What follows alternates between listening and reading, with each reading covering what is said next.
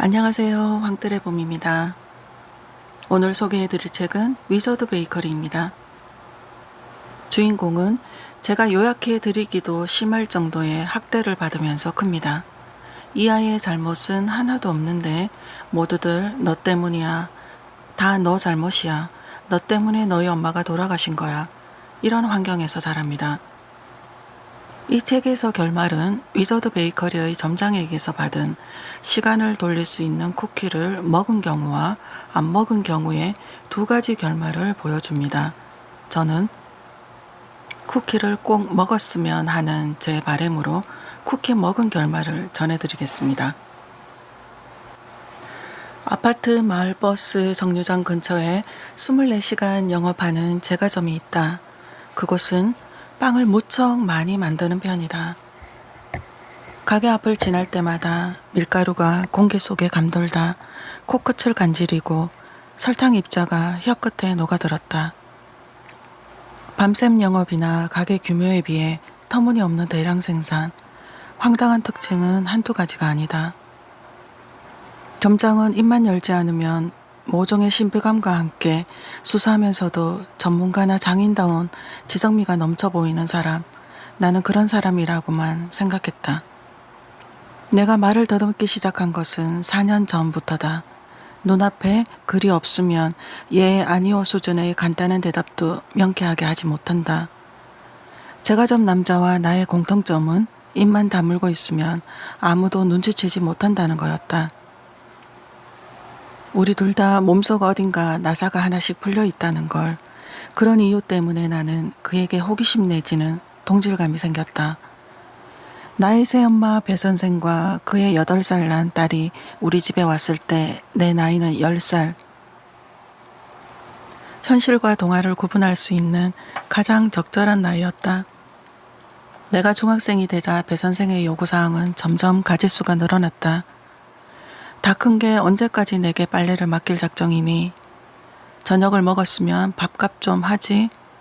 교복 와이셔츠는 알아서 다려라. 집안에서 나의 좁은 입지를 느끼게 된 것은 배 선생이 내가 집에서 입는 옷까지 간섭하기 시작했을 때부터다. 배 선생의 과장된 손짓 한 번, 누추한 몸짓 한 번마다 여긴 내 집이고 여기 안주인은 나야 라는 비명이 들려왔다.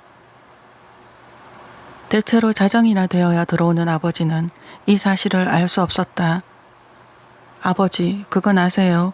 당신의 부인이 당신을 맞이하기 위해 현관문에 내가 나란히 서는 곳조차 싫어한다는 걸. 학교에서 나는 정신치료가 요만되는 적당히 불쌍한 아이가 되었다. 자꾸 나더러 마음을 열란다. 이유를 알면 극복할 수 있을 거란다. 그러나 그걸 누구에게 말할 수 있겠어. 가제는 개편. 당신들과 똑같은 일을 하는 유능한 선생님이 있어요. 내 아버지의 아내이기도 하고요. 그저 혓바닥과 입천장의 불필요한 마찰을 통제할 수 없는 현상. 점점 말하기를 피하는 나. 점점 말을 잃어가는 나. 내가 두렵고 불편했던 것은 배 선생이 지능적으로 피를 말리기 때문이다. 채소의 행동으로 가능한 한 많은 충격 주기. 겉으로는 보랏빛 멍조차 보이지 않으나 실은 심각한 내상을 안겨주기. 사람들은 캔디형 주인공을 보고 왜 저러고 당하고 살아? 일러 바치고 확 놔버리면 되잖아. 그러나 그들도 알 거다. 이상과 철저히 거리를 둔 현실을. 호락호락하지 않은 세상이 주는 무게와 어쩔 수 없이 필요한 최소한의 금전적인 지원을. 나는 언제가 됐든 떠나기 위한 계산기만 두드리고 있다. 계산이 어그러졌다. 세탁기 내 빨랫감 속에 잘못 섞여 들어온 무늬의 속옷, 다갈색 핏자국이었다. 엄마의 집요한 질문에 시달리던 무늬가 마침내 범인으로 지목한 사람은 초등부 회화 강사였다. 초등부 교사가 명예훼손으로 맞고소를 하자 배 선생은 무늬를 옷걸이로 아무데나 두들겨 패었다.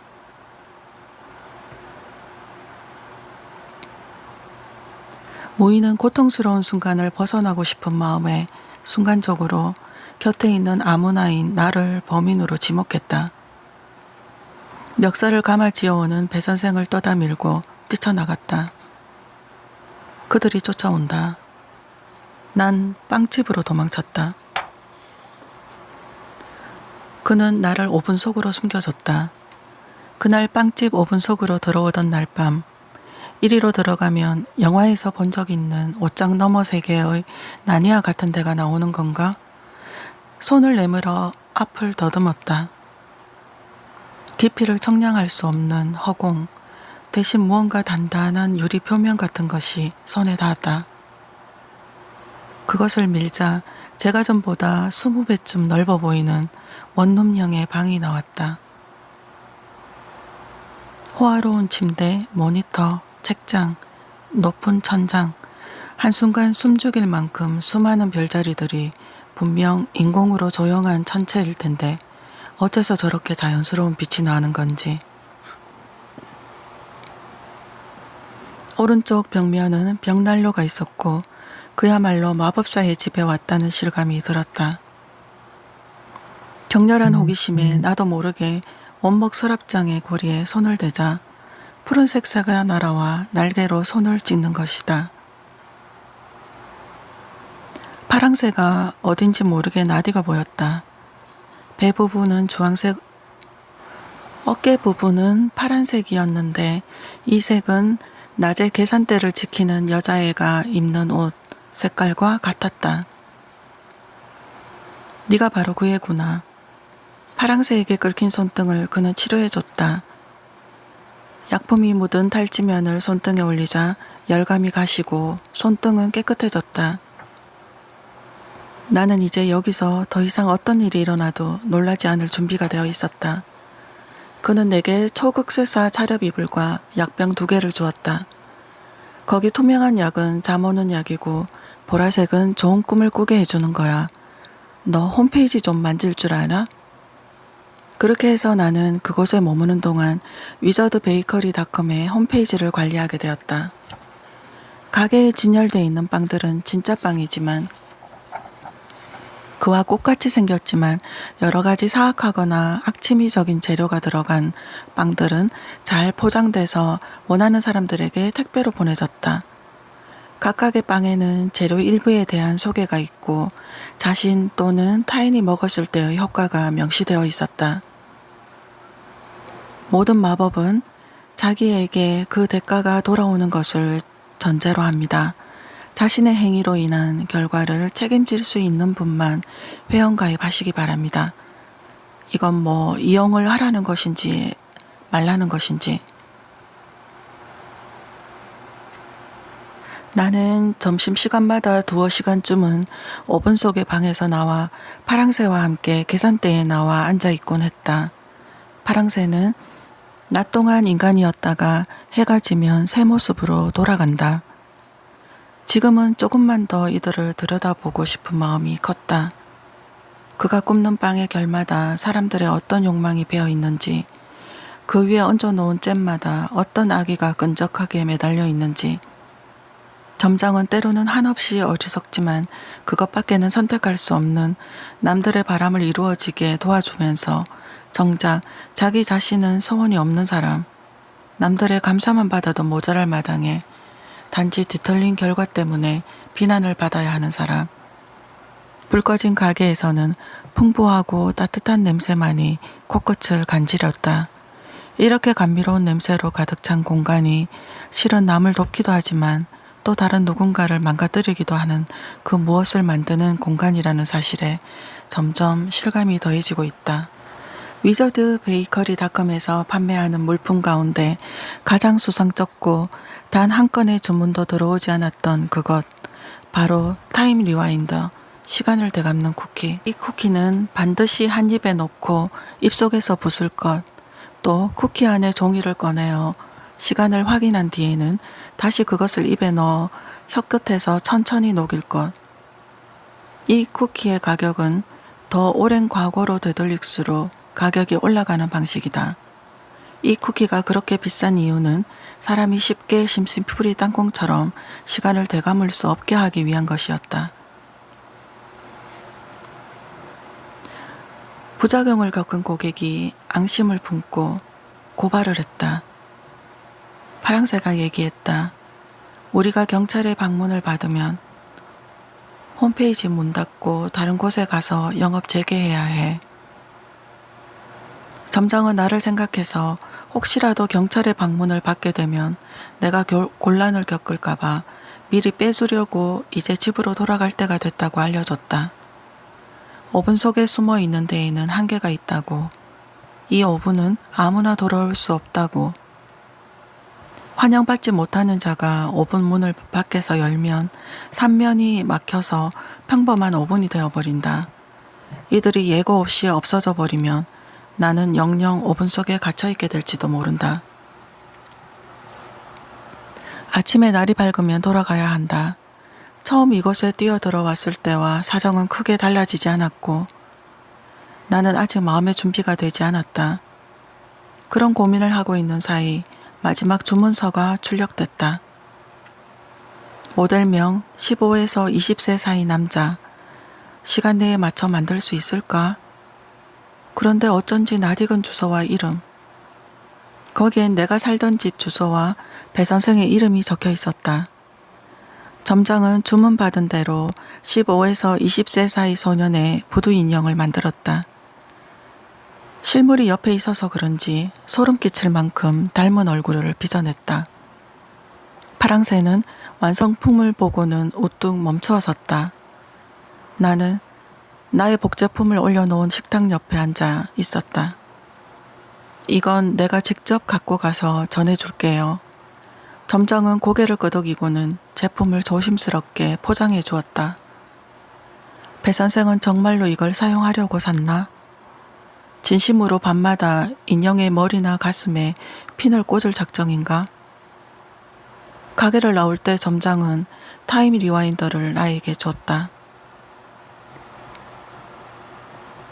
이것은 그저 평범한 쿠키일지도 모른다.